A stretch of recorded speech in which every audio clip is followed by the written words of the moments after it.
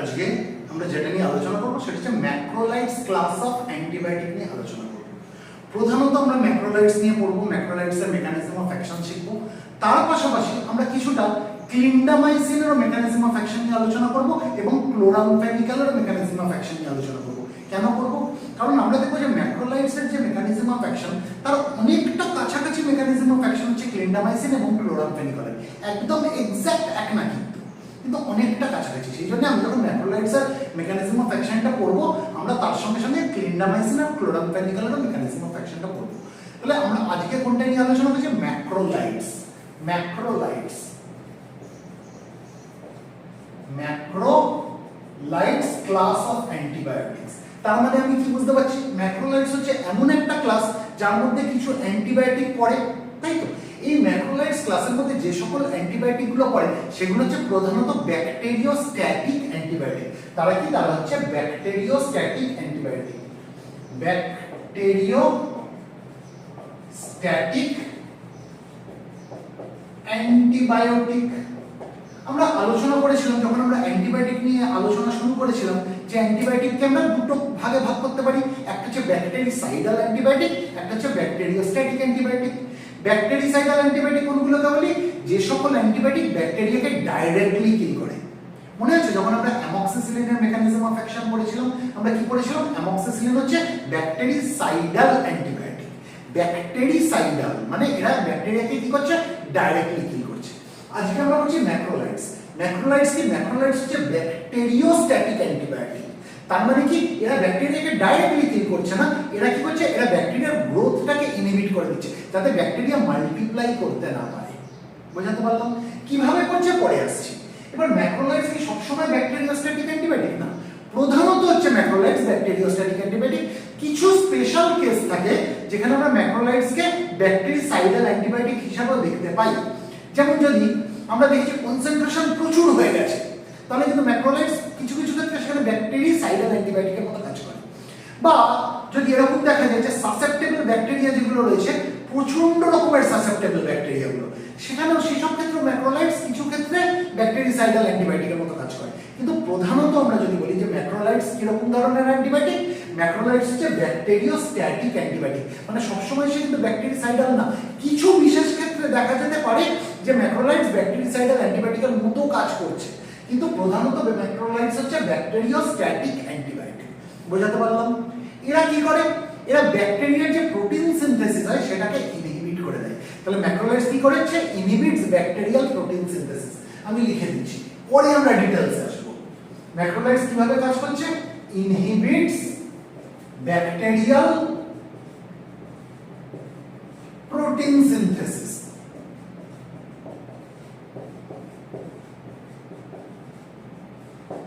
তাহলে যদি ব্যাকটেরিয়ার প্রোটিন সিনথেসিসটাকে ইনহিবিট করে দেওয়া হয় তাহলে কি ব্যাকটেরিয়াল গ্রোথ হবে? হবে না। তাহলে ব্যাকটেরিয়াল গ্রোথকে ইনহিবিট করছে। তাহলে আমরা কি দেখতে পাচ্ছি যে ম্যাক্রোলাইট ব্যবহার করলে কি হচ্ছে? ম্যাক্রোলাইট ক্লাস অফ অ্যান্টিবায়োটিক্স ব্যবহার করলে কি হচ্ছে? এরা ব্যাকটেরিয়াল প্রোটিন সিনথেসিসটাকে ইনহিবিট করে দিচ্ছে, যার জন্য ব্যাকটেরিয়াগুলো আর মাল্টিপ্লাই করতে পারছে না। Bacteria can not multiply. Bacteria can not multiply. তাহলে অ্যাজ এ ম্যাক্রোলাইটস কি ব্যাকটেরিয়াকে ডাইরেক্টলি কিল করছে? না, বেশিরভাগ ক্ষেত্রে করছে না, কোনো রেয়ার কেসে করছে, স্পেশাল কন্ডিশনে করছে, সেটা অন্য জিনিস। ম্যাক্রোলাইটস কি করছে? প্রধানত ব্যাকটেরিয়ার প্রোটিন সিনথেসিসটাকে ইনহিবিট করে দিচ্ছে, যার জন্য ব্যাকটেরিয়াগুলো আর মাল্টিপ্লাই করতে পারছে না। সেই জন্য ম্যাক্রোলাইটস ক্লাস অফ অ্যান্টিবায়োটিক্স গুলো কি? ব্যাকটেরিওস্ট্যাটিক অ্যান্টিবায়োটিক, ব্যাকটেরিসাইডাল অ্যান্টিবায়োটিক না। বোঝাতে পারলাম? এবার এই যে ম্যাক্রোলাইটস, এই ক্লাস অফ অ্যান্টিবায়োটিকের নামগুলো কেন ম্যাক্রোলাইটস এসেছে? ম্যাক্রো কথার মানে কি? ম্যাক্রো কথার মানে হচ্ছে লার্জ। আমি এটা বুঝছি, ঠিক আছে? ম্যাক্রোলাইটস নামটা কোত্থেকে আসলো?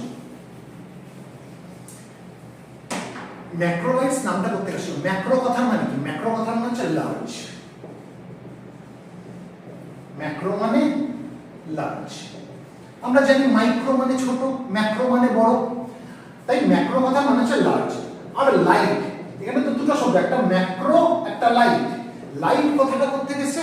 লাইট এসেছে ল্যাকটোন থেকে। লাইট কথাটা কোথা থেকে এসেছে? From lactone. তার মানে আমরা কি দেখলাম, ম্যাক্রো কথাটা এসেছে, ম্যাক্রো মানে হচ্ছে লার্জ, আর লাইট কথাটা এসেছে ল্যাকটোন থেকে। তার মানে আমরা যদি ম্যাক্রোলাইটস এর স্ট্রাকচারটা দেখি, আমরা এখানে লার্জ ল্যাকটোন রিং দেখতে পাবো। তার মানে ম্যাক্রোলাইটের স্ট্রাকচার আমরা কি দেখতে পাবো, ম্যাক্রোলাইটের স্ট্রাকচারে আমরা কি দেখতে পাবো, আমরা বড় সড়ো আকারের একটা ল্যাকটোন রিং দেখতে পাবো, যেটা বলে ম্যাক্রোসাইক্লিক ল্যাকটোন রিং। তাহলে আমরা ম্যাক্রোলাইটের স্ট্রাকচারে কি দেখতে পাচ্ছি, লার্জ ল্যাকটোন রিং দেখতে পাচ্ছি, লার্জ ল্যাকটোন রিং দেখতে পাচ্ছি। ঠিক যেরকম আমরা বিটা ল্যাকটাম অ্যান্টিবায়োটিক পড়ার সময় আমরা কি পড়েছিলাম, সেখানে আমরা কি দেখতে পাই, তার স্ট্রাকচারের মধ্যে বিটা ল্যাকটাম রিং রয়েছে। যে সকল অ্যান্টিবায়োটিকের স্ট্রাকচারের মধ্যে বিটা ল্যাকটাম রিং থাকে তাদেরকে আমরা কি বলি, বিটা ল্যাকটাম অ্যান্টিবায়োটিক। ঠিক সেরকম আমরা যদি ম্যাক্রোলাইট দেখি, তার স্ট্রাকচারের মধ্যে আমরা কি দেখতে পাচ্ছি, লার্জ ল্যাকটোন রিং রয়েছে। এই যে লার্জ ল্যাকটোন রিং যেটা রয়েছে, এটাকে বলে ম্যাক্রোসাইক্লিক ল্যাকটোন রিং। এটাকে কি বলা হয়, ম্যাক্রোসাইক্লিক ল্যাকটোন রিং। এই অবধি আশা করি আমাদের কাছে পরিষ্কার হয়ে গেল। তার মানে ম্যাক্রোলাইটস হচ্ছে এমন ক্লাস অফ অ্যান্টিবায়োটিক যেগুলো হচ্ছে ব্যাকটেরিওস্ট্যাটিক অ্যান্টিবায়োটিক। তারা কিভাবে কাজ করে, সহজভাবে বলতে গেলে তারা ব্যাকটেরিয়ার প্রোটিন সিনথেসিসটাকে ইনহিবিট করে দেয়, তাই ব্যাকটেরিয়া মাল্টিপ্লাই করতে পারে না। এবার ম্যাক্রোলাইট নামটা কোথা থেকে এসেছে, দুটো শব্দ থেকে। ম্যাক্রো মানে হচ্ছে লার্জ, আর লাইট কথাটা এসেছে ল্যাকটোন থেকে। তার মানে ম্যাক্রোলাইটের স্ট্রাকচারের মধ্যে আমরা কি দেখতে পাবো, লার্জ ল্যাকটোন রিং দেখতে পাবো, যেটাকে বলা হয় ম্যাক্রোসাইক্লিক ল্যাকটোন রিং। এই অবধি পরিষ্কার। এবার ম্যাক্রোলাইটস এর মধ্যে কি কি ধরনের অ্যান্টিবায়োটিক পড়ে, ম্যাক্রোলাইটস ক্লাস অফ অ্যান্টিবায়োটিকের মধ্যে কোন কোন অ্যান্টিবায়োটিক গুলো পড়ে, সেগুলো একটু আলোচনা করে নিই। তাহলে এটা বুঝছি।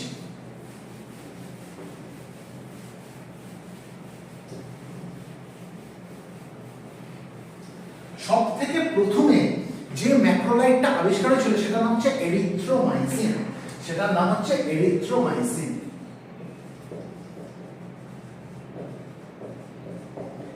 এটা হচ্ছে ফার্স্ট ম্যাক্রোলাইট ডিসকভার্ড। কত সালে হয়েছিল, 1952 তে। 1952 তে প্রথম যে ম্যাক্রোলাইটটা ডিসকভার হয়েছিল সেটার নাম হচ্ছে এরিথ্রোমাইসিন। তারপরে অনেক ম্যাক্রোলাইট আবিষ্কার হয়েছে, কিন্তু সবথেকে পপুলার ম্যাক্রোলাইট যেগুলো আমরা ব্যবহার করে থাকি, তার যদি উদাহরণ দিতে হয়, সেগুলো হচ্ছে অ্যাজিথ্রোমাইসিন, অ্যাজিথ্রোমাইসিন, আর কি বলতে পারি আমরা, ক্ল্যারিথ্রোমাইসিন বলতে পারি,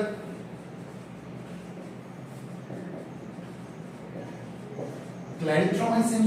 অনেক উদাহরণ দেওয়া যেতে পারে, রক্সিথ্রোমাইসিন আমরা বলতে পারি।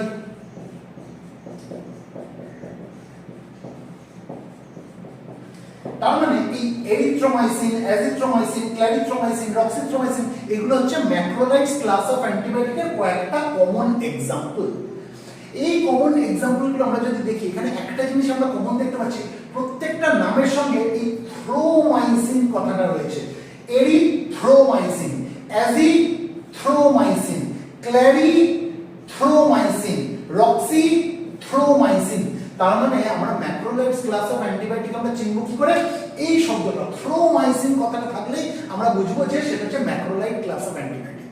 এবার আমি একটা অ্যান্টিবায়োটিকের নাম বলি, ঠিক আছে, আপনারা বলুন যে সেটা ম্যাক্রোলাইটস ক্লাস অফ অ্যান্টিবায়োটিকের মধ্যে পড়ছে। আমি যদি বলি ক্লিন্ডামাইসিন, ক্লিন্ডামাইসিন, এই ক্লিন্ডামাইসিন কি ম্যাক্রোলাইটস ক্লাস অফ অ্যান্টিবায়োটিকের মধ্যে পড়ছে না? পড়ছে না। যদিও এর পেছনে মাইসিন কথাটা রয়েছে, থ্রোমাইসিন নেই, মাইসিন কথাটা রয়েছে, এটা কিন্তু ম্যাক্রোলাইট ক্লাস অফ অ্যান্টিবায়োটিক না, এটা হচ্ছে লিঙ্কোসামাইড ক্লাস অফ অ্যান্টিবায়োটিক। এটা হচ্ছে লিঙ্কোসামাইড, লিঙ্কোসামাইড ক্লাস অফ অ্যান্টিবায়োটিক। আমরা এই ক্লিন্ডামাইসিন নিয়েও পড়বো, এর মেকানিজম অফ অ্যাকশনটা অনেকটা ম্যাক্রোলাইডের মতনই, এরাও ব্যাকটেরিয়ার প্রোটিন সিনথেসিসটাকে ইনহিবিট করে, আমরা শিখবো। কিন্তু আগে আমরা প্রধানত যেটার উপরে ফোকাস করবো সেটা হচ্ছে ম্যাক্রোলাইডস এর মেকানিজম অফ অ্যাকশনের উপরে ফোকাস করবো, ঠিক আছে। তাহলে আমি যদি ক্লিন্ডামাইসিন বলি, আমি যদি লিঙ্কোমাইসিন বলি, লিঙ্কোমাইসিন, ক্লিন্ডামাইসিন, লিঙ্কোমাইসিন, এগুলো কি? এগুলো হচ্ছে লিঙ্কোসামাইড ক্লাস অফ অ্যান্টিবায়োটিক। এরা হচ্ছে লিঙ্কোসামাইড ক্লাস অফ অ্যান্টিবায়োটিক। এদের মধ্যে কোনো ল্যাকটোন রিং নেই, they don't have any lactone ring. এদের মধ্যে কোনো ল্যাকটোন রিং নেই, কিন্তু ম্যাক্রোলাইটস এর মধ্যে কিন্তু ল্যাকটোন রিং রয়েছে, এবং সেটা বড় সড়ো আকারের lactone ring, large lactone ring, যেটাকে আমরা কি বলেছি, যার নাম হচ্ছে ম্যাক্রোসাইক্লিক ল্যাকটোন রিং। বোঝাতে পারলাম? তাহলে এতক্ষণের আলোচনায় আমাদের যদি ম্যাক্রোলাইটস ক্লাস অফ অ্যান্টিবায়োটিকের কয়েকটা উদাহরণ দিতে, কয়েকটা एग्जांपल দিতে আমি কি বলতে পারি? Erythromycin, azithromycin, clarithromycin, roxithromycin. এই অবধি পরিষ্কার? আচ্ছা, এই ম্যাক্রোলাইটস ক্লাস অফ অ্যান্টিবায়োটিকের মেকানিজম অফ অ্যাকশন পড়ার পাশাপাশি আমরা কি বললাম ক্লিন্ডামাইসিনের মেকানিজম অফ অ্যাকশন পড়ব, তার পাশাপাশি আমরা ক্লোরামফেনিকলেরও মেকানিজম অফ অ্যাকশন পড়ব। ক্লোরামফেনিকল, ক্লোরামফেনিকল, কেন ক্লোরামফেনিকলের মেকানিজম অফ অ্যাকশন পড়ব? ক্লোরামফেনিকল কি ম্যাক্রোলাইটস এর মধ্যে পড়ে? ম্যাক্রোলাইটস ক্লাস অফ অ্যান্টিবায়োটিক্স এর মধ্যে ক্লোরামফেনিকল পড়ে না? পড়ে না। ক্লোরামফেনিকল কিসের মধ্যে পড়ে? Amphenicol class of antibiotics, amphenicol class of antibiotics, amphenicol class of antibiotics. তাহলে ক্লোরামফেনিকল যদি অ্যামফেনিকল ক্লাস অফ অ্যান্টিবায়োটিক্স এর মধ্যে পড়ে, তাহলে আমরা কেন ক্লোরামফেনিকলকে ম্যাক্রোলাইটের সঙ্গে পড়ব?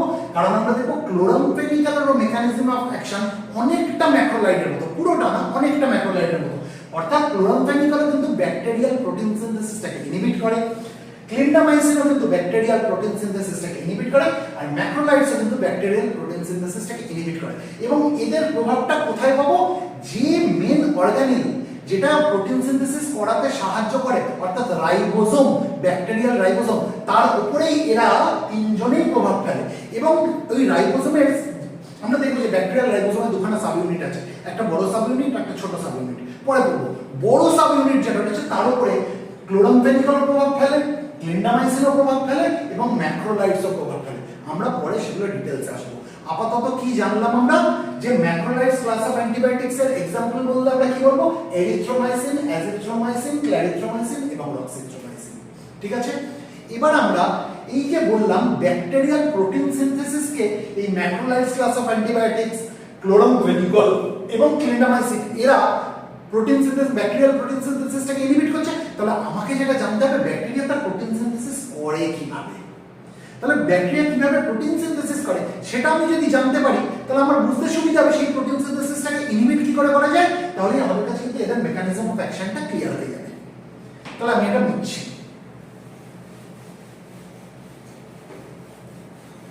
প্রোটিন সিনথেসিস সেলের মধ্যে কে করে? কোন অর্গানেল করে? আমরা জানি রাইবোসোম করে, তাই তো? আমাদের সেলের মধ্যে যেমন আমাদের রাইবোসোম প্রোটিন সিনথেসিস করে, ব্যাকটেরিয়াল সেলের মধ্যে ব্যাকটেরিয়া রাইবোসোম প্রোটিন সিনথেসিস করে।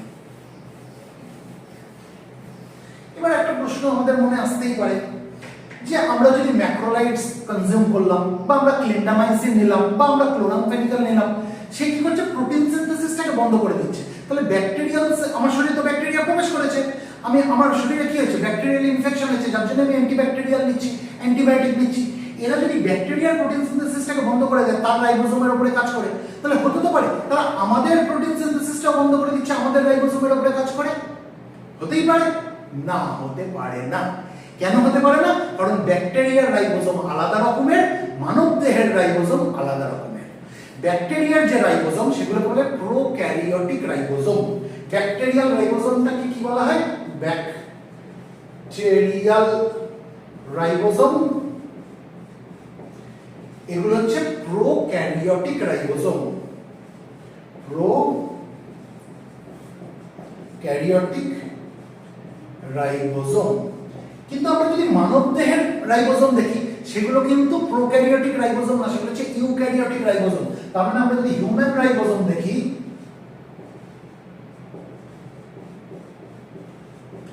হিউম্যান রাইবোসোমটা কি? এটা হচ্ছে ইউক্যারিওটিক রাইবোসোম।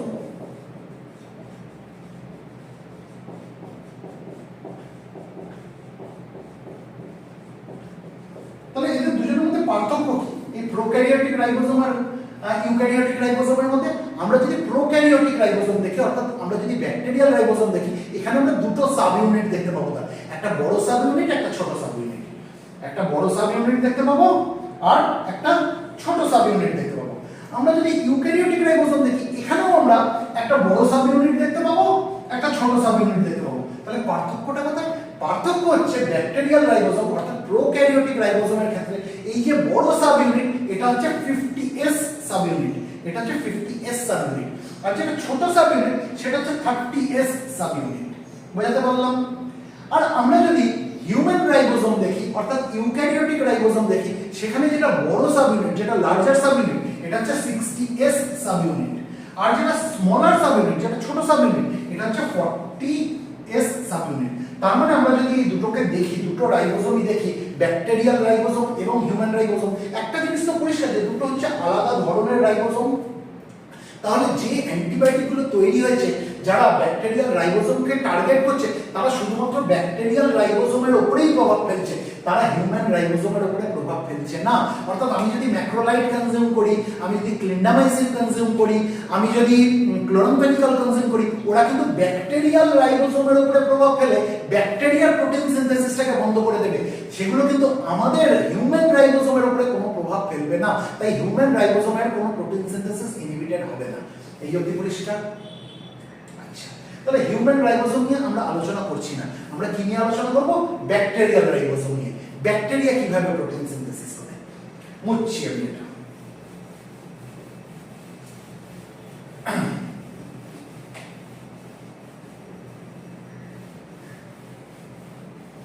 প্রোটিন সিনথেসিস কে করে এতক্ষণে শিখে গেছি, রাইবোসোম নামক অর্গানেল। এবার প্রোটিন সিনথেসিস করার জন্য কি দরকার? অ্যামাইনো অ্যাসিড দরকার। কারণ এই অ্যামাইনো অ্যাসিডগুলো জুড়ে জুড়েই তো একটা বড় স্ট্রাকচার তৈরি হয়, যেটাকে আমরা প্রোটিন বলি। মানে আমরা যদি একটা পুঁথির মালা চিন্তা করি, পুঁথির মালা কি হয়? এরকম অনেকগুলো পুঁথি সুতো দিয়ে জুড়ে জুড়ে জুড়ে জুড়ে একটা লম্বা স্ট্রাকচার তৈরি হয়, যেটাকে আমরা পুঁথির মালা বলি। তার মানে এটা যদি পুঁথির মালা হয়, এটা একটা পুঁথি, এটা একটা পুঁথি, এটা একটা পুঁথি, এটা একটা পুঁথি, এটা একটা পুঁথি দিয়ে লম্বা মালা তৈরি হয়েছে। আর একটা পুঁথির সঙ্গে আরেকটা পুঁথিকে জুড়ে রেখেছে কি সুতো, তাই তো? সুতো দিয়ে জোড়া। ঠিক সেরকম প্রোটিনের স্ট্রাকচারটাকে আমরা এর সাথে কোরিলেট করতে পারি। প্রোটিন, এটা যদি আমরা প্রোটিনের একটা বড় স্ট্রাকচার চিন্তা করি, তাহলে এক একটা ইউনিটকে বলা হয় অ্যামাইনো অ্যাসিড। এক একটা ইউনিটকে কি বলা হয়? Amino acid. অর্থাৎ এটা একটা অ্যামাইনো অ্যাসিড, এটা একটা অ্যামাইনো অ্যাসিড, এটা একটা অ্যামাইনো অ্যাসিড, এটা একটা অ্যামাইনো অ্যাসিড। এই একটা অ্যামাইনো অ্যাসিডের সঙ্গে আরেকটা অ্যামাইনো অ্যাসিড কিসের মাধ্যমে জুড়ে রয়েছে? পেপটাইড বন্ডের মাধ্যমে জুড়ে রয়েছে। ঠিক পুঁথির মালায় একটা পুঁথির সঙ্গে আরেকটা পুঁথি যেমন সুতো দিয়ে জোড়া থাকে, ঠিক সেরকম প্রোটিনের ক্ষেত্রে এরকম একটা অ্যামাইনো অ্যাসিডের সঙ্গে আরেকটা অ্যামাইনো অ্যাসিড কিসের মাধ্যমে জড়ো রয়েছে? পেপটাইড বন্ডের দ্বারা। বোঝাতে পারলাম? তার মানে আমরা কি বলতে পারি যে প্রোটিন আমরা যদি দেখি, প্রোটিনের মধ্যে আমরা কি দেখবো? অ্যামাইনো অ্যাসিডগুলো একটার সঙ্গে একটা জুড়ে রয়েছে পেপটাইড বন্ডের মাধ্যমে। ঠিক আছে? তাহলে রাইবোসোমের মধ্যে যদি প্রোটিন তৈরি হয়, তাহলে রাইবোসোমকে অ্যামাইনো অ্যাসিড সাপ্লাই করতে হবে, সেই অ্যামাইনো অ্যাসিডগুলোকেই জুড়ে জুড়ে সে প্রোটিন তৈরি করবে, তাই তো?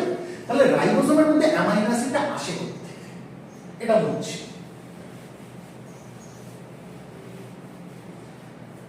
আমি ধরে নিলাম এটা আমি একটা ব্যাকটেরিয়াল রাইবোসোম আছি।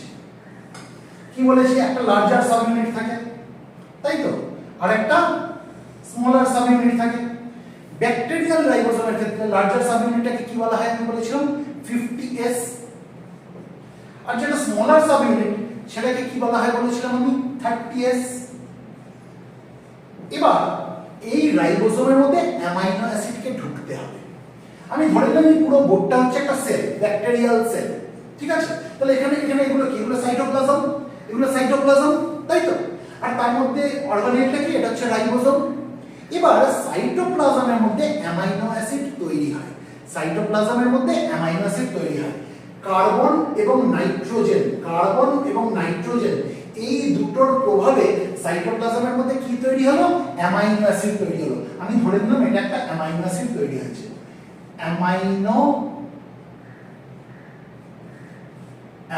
অ্যাসিড। এবার এই অ্যামাইনো অ্যাসিডটাকে কোথায় ঢুকতে হবে? এই রাইবোসোমের মধ্যে ঢুকতে হবে। তবেই না এই অ্যামাইনো অ্যাসিড একটার পর একটা ঢুকবে, আর তার সাথে অ্যামাইনো অ্যাসিড ঢুকতে লাগবে রাইবোসোমের মধ্যে, হয়ে তারপর প্রোটিন তৈরি হবে। এবার এই যে 50s সাবইউনিট আর 30s সাবইউনিট রয়েছে, এই 30s সাবইউনিটের আমরা একটা জায়গা পাবো, যে জায়গাটাকে বলা হয় ডিকোডিং সেন্টার। এই জায়গাটাকে বলা হয় ডিকোডিং সেন্টার।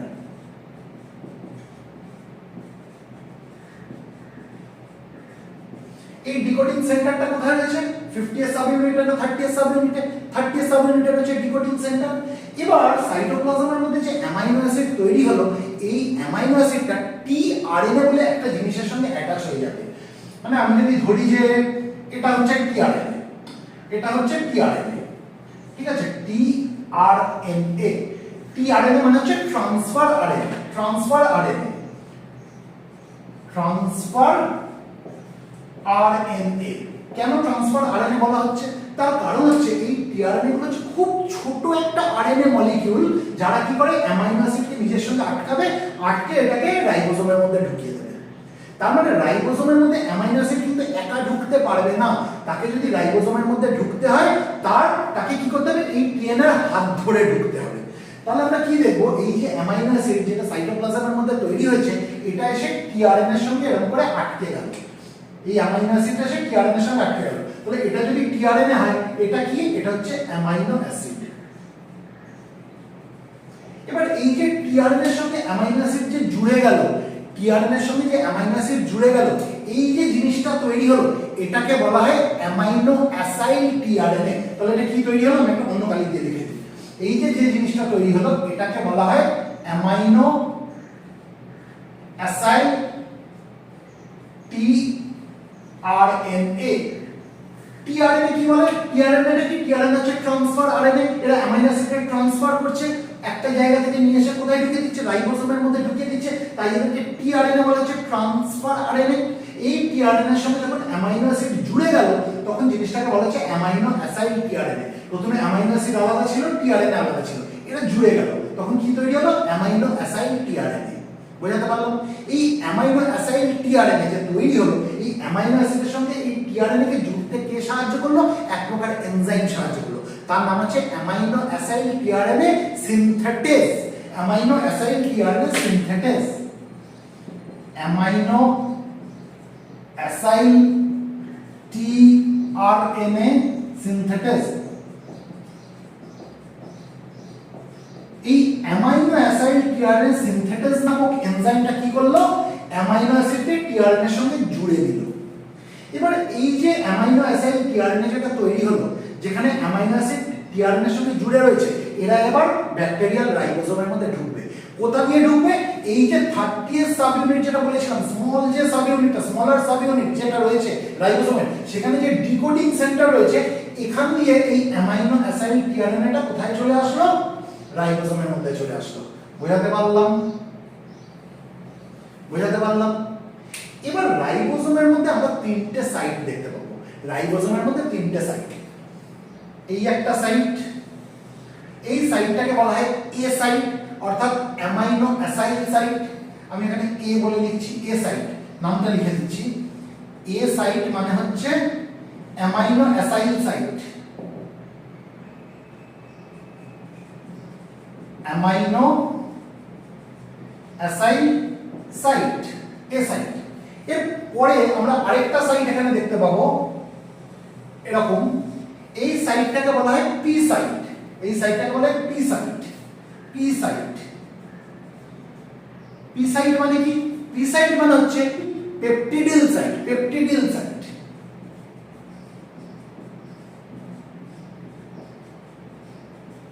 আর এখানে আমরা আরেকটা সাইট দেখতে পাবো এরকম টাইপের, ঠিক আছে? এটাকে বলা হয় ই সাইট। এটাকে বলা হয় ই সাইট। ই সাইট। ই সাইট মানে? ই সাইট মানে হচ্ছে এক্সিট সাইট। Exit site. এবার এই যে এ সাইট অর্থাৎ অ্যামাইনো অ্যাসাইল সাইটে আমরা কি দেখলাম? কি ঢুকে আসলো? অ্যামাইনো অ্যাসিডটা টিআরএনএ এর সঙ্গে চলে এলো, ঠিক আছে? পি সাইটে আমরা দেখবো এরকম টিআরএনএ এর সঙ্গে, টি সাইটেও এরকম টিআরএনএ এর সঙ্গে আমরা দেখতে পাবো যে এরকম অনেক কয়েকটা এরকম অ্যামাইনো অ্যাসিড জুড়ে রয়েছে, ঠিক আছে? মানে একটা শর্ট পেপটাইড চেন আমরা এখানে দেখতে পাবো, অলিগোপেপটাইড যেটাকে বলতে পারি, শর্ট পেপটাইড চেন, যেটা নাকি টিআরএনএ এর সঙ্গে জুড়ে রয়েছে। তাহলে এই যে পেপটাইড চেনটা, এটা কিভাবে এলো? এটা রাইবোসোমের মধ্যে আগে তৈরি হয়ে গেছে। কিভাবে গেছে আমরা সেই পদ্ধতিটা বলছি, এই প্রসেসটাই কন্টিনিউ হবে, কিন্তু হলে আমরা বুঝতে পারবো যে এখানে কিভাবে তৈরি হয়ে গেছে। তাহলে পি সাইডে আমরা দেখতে পাচ্ছি টিআরএনএ এর সঙ্গে কয়েকটা অ্যামাইনো অ্যাসিড জুড়ে এরকম একটা শর্ট পেপটাইড চেন তৈরি করে রেখেছে, ঠিক আছে? এই যে টিআরএনএ এর সঙ্গে এই যে একটা শর্ট পেপটাইড চেন জুড়ে রয়েছে, ঠিক আছে, এটাকে বলে পেপটিডিল টিআরএনএ। এটাকে কি বলা হয়? Peptidyl tRNA. এটা কি? এটা হচ্ছে পেপটিডিল টিআরএনএ। আর এই যে যেটা এ সাইডে যেটা ঢুকলো, একটা নতুন অ্যামাইনো অ্যামাইনো অ্যাসিডকে নিয়ে রাইবোজোমের মধ্যে, এটা তো নতুন, এটা তো ছিল না, এই অ্যামাইনো অ্যাসিডটা তো সাইটোপ্লাজমে তৈরি হয়েছে, সেটা রাইবোজোমের মধ্যে ঢুকেছে। এই যে নতুন অ্যামাইনো অ্যাসিড, এটা কি, এটাকে কি বলা হয়? একটু আগে আমি বললাম অ্যামাইনো অ্যাসাইল টিআরএনএ, এটাকে বলা হয় amino acyl tRNA, amino acyl tRNA. অর্থাৎ রাইবোজোমের মধ্যে কি ঢুকলো? অ্যামাইনো অ্যাসাইল টিআরএনএ ঢুকলো। অর্থাৎ একটা টিআরএনএ একটা নতুন অ্যামাইনো অ্যাসিডকে নিয়ে রাইবোজোমের মধ্যে ঢুকলো। সেটা কোথায়? এ সাইটে। পি সাইটের মধ্যে অলরেডি আমরা দেখতে পাচ্ছি একটা শর্ট পেপটাইড চেন তৈরি হয়ে রয়েছে, যে পেপটাইড চেনটা এই একটা টিআরএনএ এর সঙ্গে জুড়ে রয়েছে, ঠিক আছে, যেটাকে আমরা বলছি পেপটিডিল টিআরএনএ। এবার এই যে লার্জার যে সাব ইউনিটটা 50S সাব ইউনিট রাইবোজোমের, এখানে না এক প্রকার এনজাইম আছে যেটা নাম হচ্ছে peptidyl transferase. Peptidyl transferase, peptidyl transferase. এই পেপটিডিল ট্রান্সফারেজটা কিন্তু একটা ইউনিক এনজাইম। কেন ইউনিক এনজাইম? এটা অন্যদের থেকে আলাদা, কারণ আমরা কি জানি যে ম্যাক্সিমাম এনজাইম হচ্ছে প্রোটিন, কিন্তু এই পেপটিডিল ট্রান্সফারেজটা কিন্তু কোনো প্রোটিন না, এটা হচ্ছে এক ধরনের রাইবোজোমাল আরএনএ, যেটা এটাকে বলে 23S রাইবোজোমাল আরএনএ। এটাকে বলা হয় 23S রাইবোসোমাল আরএনএ। অর্থাৎ এই পেপটিডিল ট্রান্সফারেজটা এনজাইম, কিন্তু এটা কোনো প্রোটিন না, এটা 23S রাইবোসোমাল আরএনএ। এই পেপটিডিল ট্রান্সফারেজ যেটা 50S সাব ইউনিটেই একমাত্র রয়েছে, 30S সাব ইউনিটে নেই, স্মলার সাব ইউনিটে নেই, 50S সাব ইউনিটে রয়েছে। এরা কি করে? এরা এই যে আমরা পি সাইডে যেটা দেখতে পাচ্ছি যে টিআরএনএ এর সঙ্গে একটা অলিগোপেপটাইড অর্থাৎ শর্ট পেপটাইড চেন জুড়ে রয়েছে, এই পেপটাইড চেনের সঙ্গে এই যে এ সাইডে থাকা টিআরএনএ এর সঙ্গে যে নতুন যে অ্যামাইনো অ্যাসিড ঢুকেছে, এদের মধ্যে একটা বন্ড তৈরি করে দেবে, একটা পেপটাইড বন্ড তৈরি করে দেবে। তাহলে কি হবে? তাহলে এই যে টিআরএনএ এর সঙ্গে যে অ্যামাইনো অ্যাসিড জুড়ে রয়েছে, অর্থাৎ যেটাকে আমরা অ্যামাইনো অ্যাসাইল টিআরএনএ বলছি, এর সঙ্গে যখন এই অ্যামাইনো অ্যাসিডের এই চেনটা একটা বন্ডিং তৈরি হয়ে গেল, পেপটাইড বন্ড তৈরি হয়ে গেল, তখন কি হবে? এই টিআরএনএটার থেকে এই পেপটাইড চেনটা আলাদা হয়ে গিয়ে কোথায় চলে আসবে? এ সাইডে চলে আসবে। কোথায় চলে আসলো? এ সাইডে চলে আসলো। বোঝাতে পারলাম? তার মানে আমি কি দেখছি, এখানে যে পেপটাইড চেনটা ছিল, অর্থাৎ যতগুলো অ্যামাইনো অ্যাসিড জুড়ে এই চেনটা তৈরি হয়েছিল, তার থেকে একটা অ্যামাইনো অ্যাসিড বেড়ে গেল, অর্থাৎ চেনটা একটু বড় হয়ে গেল, তাই তো? এ সাইডে চেনটা বড় হয়ে গেল। এই যে জিনিসটা তৈরি হলো, এখানে তার মানে কি চেনটা ইলংগেট হয়ে গেল, তাই তো? এবার আমরা দেখতে পাবো এই এ সাইড থেকে এই পুরো জিনিসটা এখানে শিফট হবে, মানে এই যে পি সাইডের যে টিআরএনএ যেটা, এটা যে এখান থেকে যখন অ্যামাইনো অ্যাসিডের চেনটা, এই শর্ট পেপটাইড চেনটা যখন এ সাইডে চলে গেল, তখন এই টিআরএনএ কি করবে? তখন এই টিআরএনএ পি সাইড থেকে ই সাইডে চলে আসবে। তখন এই টিআরএনএটা কি হবে? পি সাইড থেকে কোথায় চলে আসবে? ই সাইডে চলে আসবে, এবং এটা ই সাইড থেকে আলটিমেটলি এক্সিট হয়ে যাবে। এটা এবার ই সাইড থেকে এক্সিট হয়ে যাবে, পড়ে আসছে ই সাইড থেকে। এই যে শুধু টিআরএনএ যেটা পড়ে থাকবে, অ্যামাইনো অ্যাসিডটাকে দিয়ে দেওয়ার পরে, অ্যামাইনো অ্যাসিডের চেনটাকে দিয়ে দেওয়ার পরে, এই টিআরএনএটা কোথায় চলে আসলো? পি সাইড থেকে ই সাইডে চলে আসলো। তাহলে পি সাইডে আর কোনো টিআরএনএ নেই। তখন কি হবে? এই যে স্ট্রাকচারটা যেটা তৈরি হলো টিআরএনএ এর সঙ্গে এই যে অ্যামাইনো অ্যাসিডগুলো জুড়ে যে একটা পেপটাইড নিয়ে রেখেছে, একটা শর্ট পেপটাইড চেন, এটা পুরোটা এই এ সাইড থেকে পি সাইডে চলে আসবে। বোঝাতে পারলাম? এই যে এ সাইড থেকে যে পি সাইডে চলে আসলো, এটাকে বলা হয় ট্রান্সলোকেশন। তাহলে আমরা কি দেখলাম? এখানে আর কিছু নেই, এটা কোথায় চলে আসলো? এ সাইড থেকে পি সাইডে চলে আসলো। বোঝাতে পারলাম? এটাকে বলা হয় ট্রান্সলোকেশন। ট্রান্সলোকেশন। এবার এটা যখন এখানে চলে আসলো, তখন এখান থেকে কি হবে? ই সাইডে এর টিআরএনএটা এখানে চলে আসছে। এই টিআরএনএটা এটা কি? এটা এমটি টিআরএনএ, এর সঙ্গে কোনো অ্যামাইনো অ্যাসিডের চেন নেই, অর্থাৎ কোনো শর্ট পেপটাইড বা লং পেপটাইড কিচ্ছু নেই, তাই তো? এটা এমটি পড়ে রয়েছে এই টিআরএনএটা, এটাকে বলা হয় এমটি টিআরএনএ। এটা কি হবে? এটা 50S সাব ইউনিট থেকে বেরিয়ে যাবে। কোথা দিয়ে বেরোবে? এই 50S সাব ইউনিটের যে সারফেস, এই যে সারফেসটা, মানে এই দুটো সাব ইউনিটের মাঝে যে 50S সাব ইউনিটের যে সারফেসটা রয়েছে, মানে interface between 50S and 30S। Interface মানে কি? দুটোর মাঝখানে এই যে ইন্টারফেস, এখানে 50 সাব ইউনিটের যে সারফেসটা রয়েছে, এখান দিয়ে অ্যাকচুয়ালি এটা বেরিয়ে আসবে। কোনটা বেরিয়ে আসবে? এই এমটি টিআরএনএটা বেরিয়ে আসবে। বোঝাতে পারলাম? তাহলে টিআরএনএ বাইরে চলে আসলো। ক্লিয়ার? তাহলে এখানে এ সাইডটা কি হয়ে গেল? এবার ফাঁকা পড়ে গেল। এখানে আবার একটা নতুন করে অ্যামাইনো অ্যাসিডকে ধরে টিআরএনএ আবার এখানে চলে আসবে। বোঝাতে পারলাম? তাহলে আবার একটা নতুন অ্যামাইনো অ্যাসিডের প্রবেশ কোথায় হলো? রাইবোজোমের মধ্যে হলো। ঠিক একইভাবে পি সাইডে কি দেখতে পাচ্ছি? টিআরএনএ এর সঙ্গে এরকম একটা পেপটাইড চেন জুড়ে রয়েছে, শর্ট পেপটাইড চেন, অলিগোপেপটাইড। আবার কি হবে? আবার এই পেপটাইড ট্রান্সফারেন্স কি করাবে? এই পেপটাইড চেনটার সঙ্গে এই অ্যামাইনো অ্যাসিডের মধ্যে একটা পেপটাইড বন্ড তৈরি করে দেবে। যেই পেপটাইড বন্ড তৈরি করে দেবে তখন কি হবে? এই অ্যামাইনো অ্যাসিডের চেনটা অর্থাৎ এই অলিগোপেপটাইডটা, শর্ট পেপটাইড চেনটা এই টিআরএনএটাকে ছেড়ে কোথায় চলে আসবে? এখানে চলে আসবে। তাহলে কি হয়ে গেল? চেনটা আরেকটু বড় হয়ে গেল, তাই তো? আর এখানে টিআরএনএটা খালি পড়ে গেল। এই টিআরএনএটা শিফট করে ই সাইডে চলে আসবে। এবার এটা যে একটু বড় হয়ে গেল চেনটা, এই এ সাইড থেকে তখন কি হবে? ট্রান্সলোকেশন হবে। এটা কোথায় চলে আসবে? এটা পি সাইডে চলে আসবে। বোঝাতে পারছি? এই যে ট্রান্সলোকেশনটা এখানে চলে আসলো, আবার এ সাইডটা খালি পড়ে যাবে। আলটিমেটলি এরকম করতে করতে কি দেখছি? এই যে পেপটাইড চেনটা, এটা growing peptide chain. Growing peptide chain মানে চেনটা আস্তে আস্তে বড় হতে লাগছে, এটাকে বলে গ্রোয়িং পেপটাইড চেন। এবার এটা বড় হতে হতে যখন একটা নির্দিষ্ট জায়গায় চলে যাবে তখন আমরা দেখব এই 50 সাব ইউনিটের মধ্যে একটা টানেল রয়েছে, যে টানেলের মাধ্যমে এই পেপটাইড চেনটা যেটা অনেকটা বড় হয়ে গেছে সেটা রাইবোজোমকে ছেড়ে বাইরে বেরিয়ে আসবে। এই যে টানেলটা, এটাকে বলে পেপটাইড এক্সিট টানেল। মানে এরকম কোন একটা টানেল এখানে রয়েছে, এরকম টানেল রয়েছে। যখন এই পেপটাইড চেনটা অনেক বড় হয়ে যাবে তখন এই টানেলের ভেতর দিয়ে কি হয়ে যাবে? পেপটাইড চেনটা রাইবোজোমের বাইরে চলে আসবে। তাহলে এইভাবে প্রোটিন সিনথেসিসটা হচ্ছে। এবার আমাকে একটা জিনিস বুঝতে হবে যে আমি যদি কোনোভাবে এই টানেলটাকে বন্ধ করে দিই, তাহলে কি আর ভেতরে যে পেপটাইড চেন যেটা তৈরি হয়ে গেছে বড় সড়ো, সেটা কি আর এই টানেল দিয়ে বাইরে আসতে পারবে? পারবে না, কারণ আমি টানেলের মুখটাকে বন্ধ করে দিয়েছি।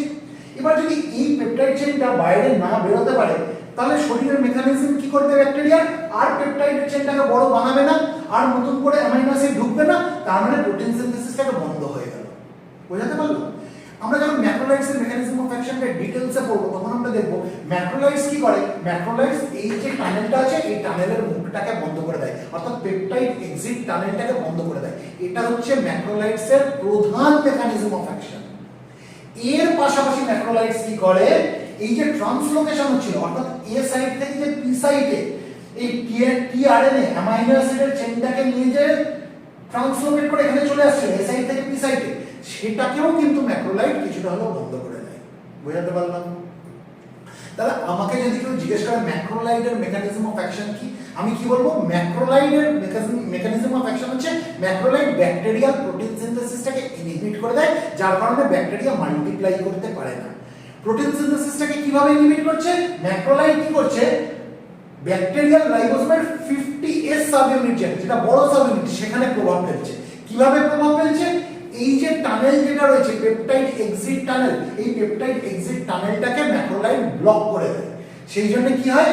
এর ভেতরে যে পেপটাইডের যে চেনটা যেটা তৈরি হচ্ছে গ্রোয়িং পেপটাইড চেন, সেটা আর বাইরে বেরিয়ে আসতে পারে না, রাইবোজোমের বাইরে বেরোতে পারে না। আর যখন এটা বাইরে বেরোতে পারছে না তখন আর নতুন করে আর অ্যামাইনো অ্যাসিড ঢুকবেও না, তাই তো? তার মানে আলটিমেটলি প্রোটিন সিনথেসিসটাকে ইনহিবিট করলো। শুধু তাই না, এর পাশাপাশি ম্যাক্রোলাইট কি করে?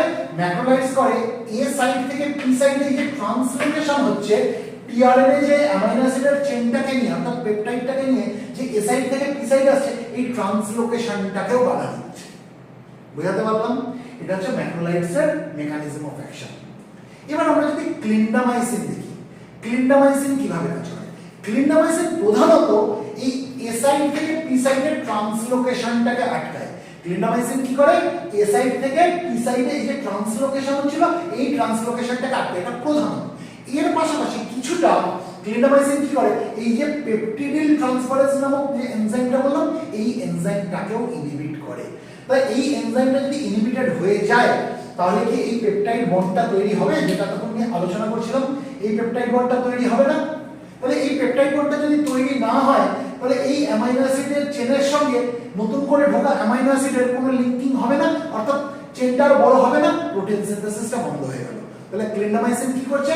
ক্লিন্ডামাইসিন প্রধানত এই ট্রান্সলোকেশনটাকে ইনহিবিট করছে, অর্থাৎ এ সাইড থেকে পি সাইডে যে ট্রান্সলোকেশন সেটাকে ইনহিবিট করছে, তার পাশাপাশি কিছুটা পেপটিডিল ট্রান্সফারেজ নামক এনজাইমটাকেও ইনহিবিট করে দিচ্ছে, যার জন্য পেপটাইড বন্ডটা তৈরি হচ্ছে না। এই পেপটিডিল ট্রান্সফারেজকে কিন্তু ম্যাক্রোলাইডস ইনহিবিট করতে পারে না। অনেক জায়গায় আমি পড়েছি এরকম লেখা থাকে যে ম্যাক্রোলাইডস এই পেপটিডিল ট্রান্সফারেজ কেউ ইনহিবিট করে না, করে না। ম্যাক্রোলাইডস কি করে, এই এক্সিট টানেলটাকে ব্লক করে দেয়, এই পেপটাইডের এক্সিট টানেলটাকে বন্ধ করে দেয়, এটা প্রধান কাজ। তার পাশাপাশি কি করে, এই যে এ সাইড থেকে পি সাইডের ট্রান্সলোকেশনটাকেও কিছুটা সে ইনহিবিট করে। কিন্তু ক্লিন্ডামাইসিন কি করে, ক্লিন্ডামাইসিন প্রধানত এ সাইড থেকে পি সাইডের এই ট্রান্সলোকেশনটাকেও ইনহিবিট করছে, আর তার পাশাপাশি কিছুটা এই পেপটিডিল ট্রান্সফারেজ এনজাইমটাকেও ইনহিবিট করে দিচ্ছে, যাতে পেপটাইড বন্ডটা তৈরি না হয়। এবার আসি ক্লোরামফেনিক্যাল। ক্লোরামফেনিক্যাল কি করে, ক্লোরামফেনিক্যাল প্রধানত এই পেপটিডিল ট্রান্সফারেজ এনজাইমটাকে ইনহিবিট করে। মানে ক্লিন্ডামাইসিন তো করছে, ক্লিন্ডামাইসিন যতটা করছে তার থেকে অনেক ভালোভাবে, অনেক বেশি করে ক্লোরামফেনিক্যাল কি হচ্ছে, এই পেপটিডিল ট্রান্সফারেজ এনজাইমটাকে ইনহিবিট করে দিচ্ছে। তাহলে এই পেপটিডিল ট্রান্সফারেজটা যদি ইনহিবিটেড হয়ে যায়, তাহলে এই পেপটাইড বন্ডটা তৈরি হচ্ছে না। এই পেপটাইড বন্ডটা তৈরি না হলে এই অ্যামাইনো অ্যাসিডের চেইনটা আর বড় হতে পারছে না, তাই তো? তাহলে আলটিমেটলি কি হচ্ছে, প্রোটিন সিনথেসিসটা ইনহিবিটেড হয়ে যাচ্ছে, ব্যাকটেরিয়াল প্রোটিন সিনথেসিস ইনহিবিটেড হয়ে যাচ্ছে। তার মানে ম্যাক্রোলাইডসের মেকানিজম অফ অ্যাকশন, ক্লোরামফেনিক্যালের মেকানিজম অফ অ্যাকশন, ক্লিন্ডামাইসিনের মেকানিজম অফ অ্যাকশন আমরা যদি বলি, আমরা সহজভাবে কি বলতে পারি, এরা তিনজনই হচ্ছে ব্যাকটেরিওস্ট্যাটিক অ্যান্টিবায়োটিক। এদের তিনজনেরই কাজ হচ্ছে ব্যাকটেরিয়াল প্রোটিন সিনথেসিসটাকে ইনহিবিট করা, আর এদের তিনজনেরই প্রভাব হচ্ছে ব্যাকটেরিয়াল রাইবোসোমের লার্জার যে সাবইউনিট 50th সাবইউনিটের উপরে প্রভাব ফেলা। এবার যদি আরেকটু ম্যাক্রো ডিটেইলসে ঢুকি, এবার এই 50th সাবইউনিটের কোথায় প্রভাব ফেলছে ম্যাক্রোলাইড? প্রধানত যেটা প্রভাব ফেলছে সেটা হচ্ছে এই পেপটাইডের যে এক্সিট টানেল, সেই এক্সিট টানেলটাকে বন্ধ করে দিচ্ছে। এবং তার পাশাপাশি ম্যাক্রোলাইড কি করছে, ম্যাক্রোলাইড এই ট্রান্সলোকেশনটা এ সাইড থেকে পি সাইডে, এই যে ট্রান্সলোকেশন, এই ট্রান্সলোকেশনটাকেও কিছুটা ইনহিবিট করছে। ক্লিন্ডামাইসিন কি করছে, ক্লিন্ডামাইসিন প্রধানত এই ট্রান্সলোকেশনটাকে ইনহিবিট করছে, এ সাইড থেকে পি সাইডে এই যে চলে আসছে, এই ট্রান্সলোকেশনটাকে প্রধানত ইনহিবিট করছে। তার পাশাপাশি কি করছে, কিছুটা এই পেপটিডিল ট্রান্সফারেজকেও সে ইনহিবিট করছে, পেপটিডিল ট্রান্সফারেজ নামক এনজাইমটাকে ইনহিবিট করছে, যার কারণে কি হচ্ছে, এই পেপটাইড বন্ডটা তৈরি হচ্ছে না। আর পেপটাইড বন্ড তৈরি না হলে কি হবে, অ্যামাইনো অ্যাসিডের চেইনটা বড় হবে না, প্রোটিন সিনথেসিস ইনহিবিটেড হয়ে গেল, তাই তো? আর ক্লোরামফেনিক্যাল কি করছে, ক্লোরামফেনিক্যাল খুব স্ট্রংলি, খুব ভালোভাবে এই পেপটিডিল ট্রান্সফারেজটাকে ইনহিবিট করে দিচ্ছে, সেটা ক্লিন্ডামাইসিনের থেকেও ভালোভাবে করছে। তাহলে এই পেপটিডিল ট্রান্সফারেজ যদি ইনহিবিটেড হয়ে যায়, তাহলে কি হবে, এই পেপটাইড বন্ডটা তৈরি হবে না। পেপটাইড বন্ড তৈরি না হলে এই একটা করে অ্যামাইনো অ্যাসিড ঢুকছে, পেপটাইড বন্ড তৈরি হচ্ছে, অ্যামাইনো অ্যাসিডের চেইনটা বড় হচ্ছে, আবার একটা অ্যামাইনো অ্যাসিড ঢুকছে, পেপটাইড বন্ড তৈরি হচ্ছে, অ্যামাইনো অ্যাসিডের চেইনটা বড় হচ্ছে। এরকম করতে করতে আস্তে আস্তে এই চেইনটা কি হচ্ছে, গ্রো করছে, গ্রোয়িং চেইন তৈরি হচ্ছে, পেপটাইডের একটা গ্রোয়িং চেইন তৈরি হচ্ছে, অ্যামাইনো অ্যাসিডের একটা গ্রোয়িং চেইন তৈরি হচ্ছে, হয়ে গিয়ে সেটা বড় চেইন হয়ে যাচ্ছে, সেটা এক্সিট টানেল দিয়ে বাইরে চলে আসছে, পেপটাইড এক্সিট টানেল দিয়ে সেটা বাইরে চলে আসছে। তাহলে আমি যদি পেপটিডিল ট্রান্সফারেজকে ইনহিবিট করে দিতে পারি, তাহলে কি হবে, পেপটাইড বন্ড তৈরি হবে না, তাহলে এই অ্যামাইনো অ্যাসিডের চেইনটা আর বাড়বে না, অর্থাৎ গ্রোয়িং পেপটাইড চেইন আমি দেখতে পাবো না, অর্থাৎ প্রোটিন সিনথেসিসটা ইনহিবিটেড হয়ে গেল। বুঝাতে পারলাম? তাহলে এটা হচ্ছে mainly mechanism of action of macrolides. তার পাশে আমি কিছুটা একটু হাইলাইট করে দিলাম যে ক্লিন্ডামাইসিন কিভাবে কাজ করে, তার মেকানিজম অফ অ্যাকশন, আর ক্লোরামফেনিক্যালের মেকানিজম অফ অ্যাকশন।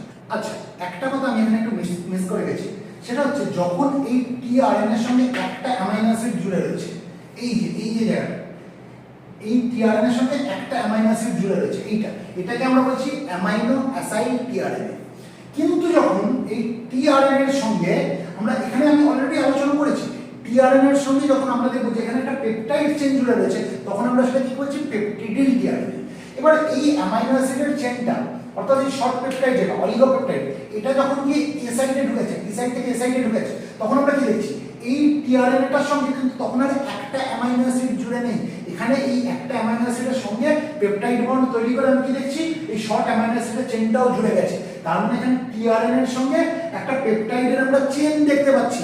এটাকে কিন্তু তখন আমরা অ্যামাইনো অ্যাসাইল টিআরএনএ বলবো না, তখন আমরা এটাকে কি বলবো, পেপটিডিল টিআরএনএ। অর্থাৎ এখানে যেমন আমরা পেপটিডিল টিআরএনএ বলছিলাম, এখানে আমরা পেপটিডিল টিআরএনএ বলবো। তাহলে আমরা ট্রান্সলোকেশনটা কার দেখলাম, পেপটিডিল টিআরএনএটা এ সাইড থেকে পি সাইডে চলে আসে।